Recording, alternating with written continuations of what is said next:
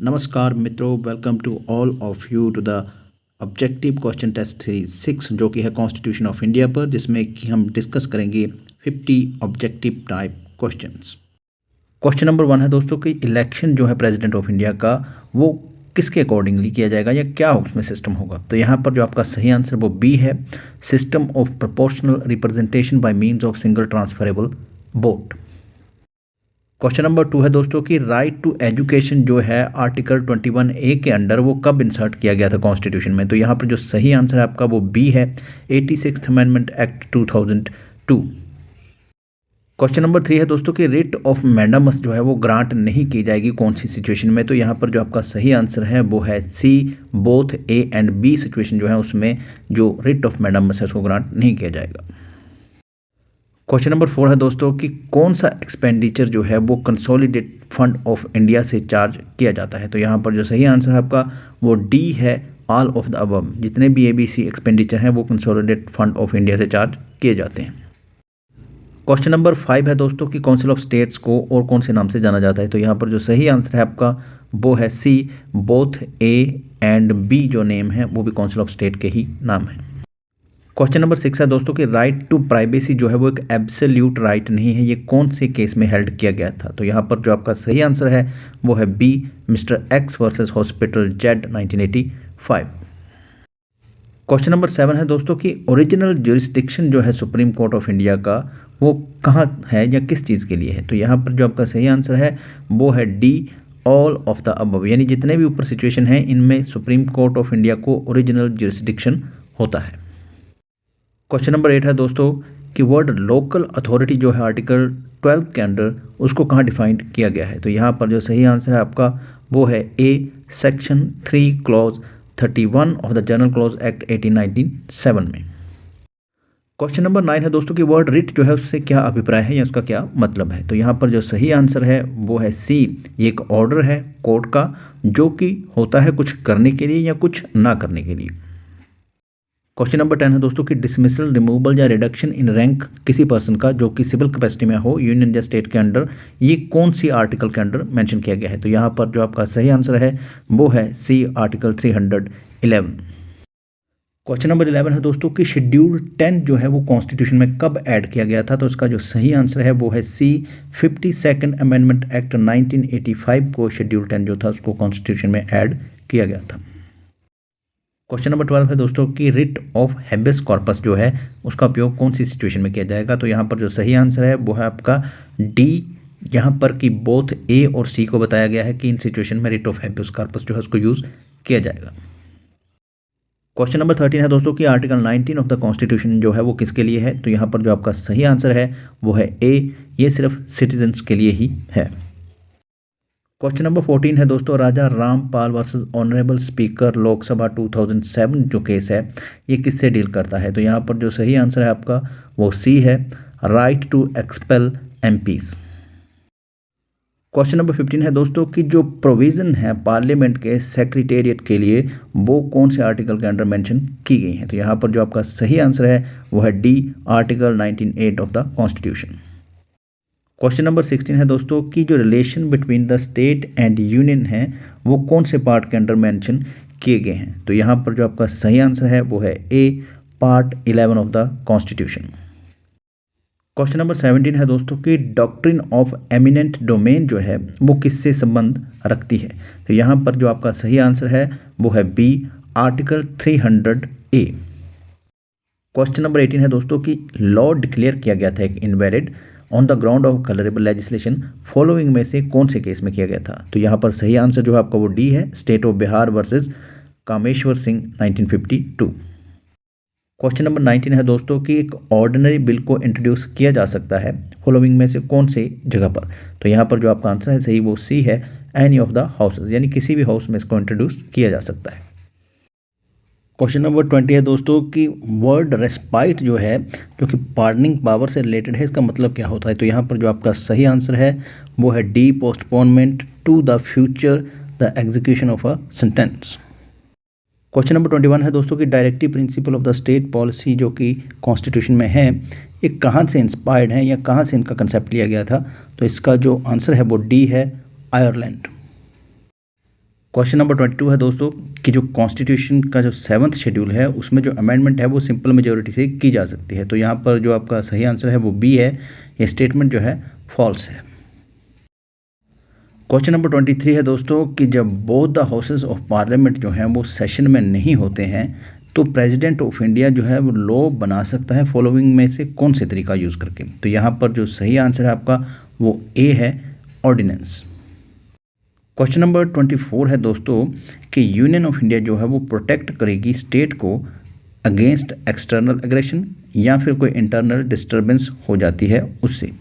ये कौन से आर्टिकल के अंडर कहा गया है। तो यहाँ पर जो सही आंसर है आपका वो है डी, आर्टिकल 355।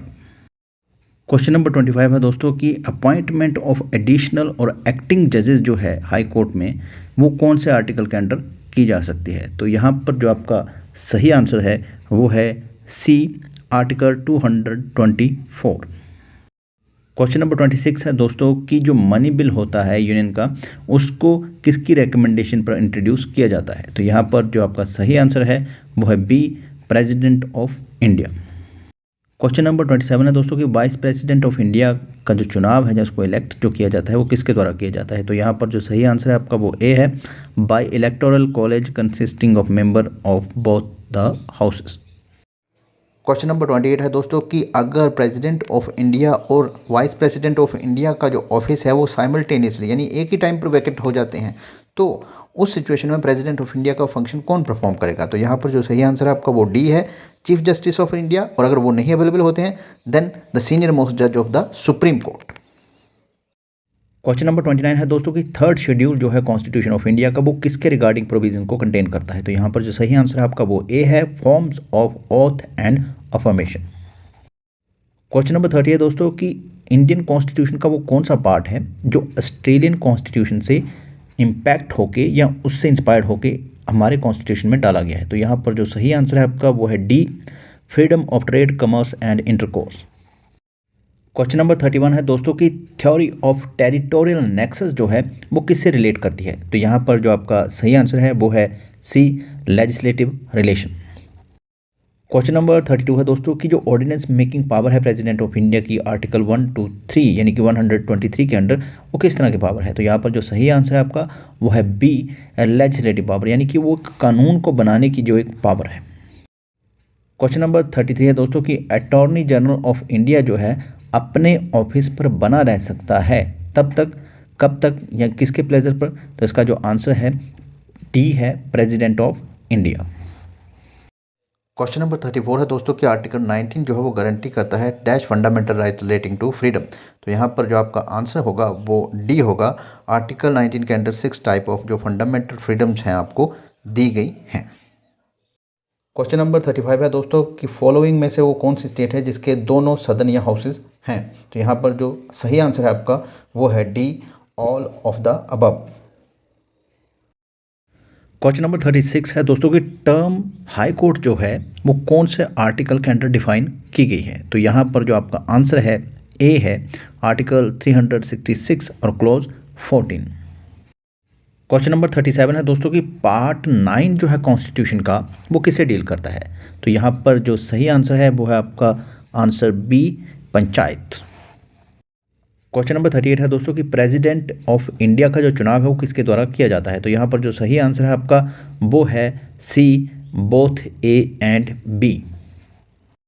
क्वेश्चन नंबर 39 है दोस्तों कि डेप्यूटी स्पीकर जो होता है लेजिस्लेटिव असेंबली का वो अपना रेजिग्नेशन किसको एड्रेस करता है या किसको सौंपता है। तो यहाँ पर जो आपका सही आंसर है वो बी है, स्पीकर। क्वेश्चन नंबर 40 है दोस्तों कि एडवोकेट जनरल जो कि 165 आर्टिकल के अंडर अपॉइंट किया जाता है स्टेट में, उसकी ड्यूटी क्या होती है। तो यहाँ पर जो सही आंसर है आपका वो सी है, both A and B. Question number 41 है दोस्तों कि doctrine of separation of power जो थी वो किसने दी थी। तो यहाँ पर जो सही आंसर है आपका वो डी है, मॉन्टेस्क्यू। क्वेश्चन नंबर 42 है दोस्तों कि जो एलोकेशन ऑफ द सीट्स किया गया है काउंसिल ऑफ स्टेट्स में हरियाणा, छत्तीसगढ़, उड़ीसा और राजस्थान के लिए वो क्या है। तो यहाँ पर जो आपका सही आंसर है वो है ए, 5, 5, 10 एंड 10। क्वेश्चन नंबर 43 है दोस्तों कि राइट टू प्रॉपर्टी को कॉन्स्टिट्यूशन के कौन से पार्ट के अंडर मेंशन किया गया है। तो यहाँ पर जो सही आंसर है आपका वो है सी, पार्ट 12। क्वेश्चन नंबर 44 है दोस्तों कि डिसक्वालिफिकेशन फ्रॉम मेंबरशिप की जो प्रोविजंस हैं लेजिस्लेटिव असेंबली और लेजिस्लेटिव काउंसिल के लिए वो कौन से आर्टिकल के अंडर मेंशन की गई हैं। तो यहाँ पर जो आपका सही आंसर है वो बी है, आर्टिकल 191। क्वेश्चन नंबर 45 है दोस्तों कि फॉलोइंग में से वो कौन सी रिट है जो कि रिट ऑफ प्रोहिबिशन के साथ कुछ सिमिलरिटी रखती है। तो यहाँ पर जो सही आंसर है वो बी है, रिट ऑफ सर्टिलरी।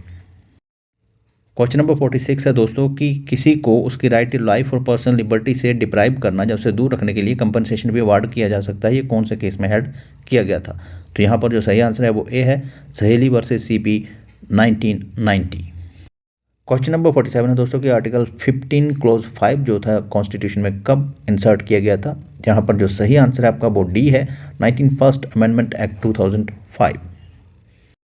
क्वेश्चन नंबर 48 है दोस्तों कि जो प्रेसिडेंट ऑफ इंडिया और गवर्नर को जो इम्यूनिटी प्रोवाइड करवाई गई हैं वो कौन से आर्टिकल के अंडर मेंशन की गई हैं। तो यहाँ पर जो आपका आंसर है सही वो है बी, आर्टिकल 361।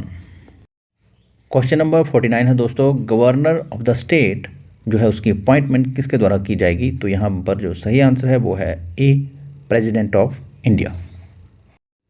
क्वेश्चन नंबर 50 है दोस्तों कि 11th शेड्यूल जो था वो कॉन्स्टिट्यूशन में कब ऐड किया गया था। तो यहाँ पर जो आपका सही आंसर है वो बी है, 73rd अमेंडमेंट एक्ट 1992।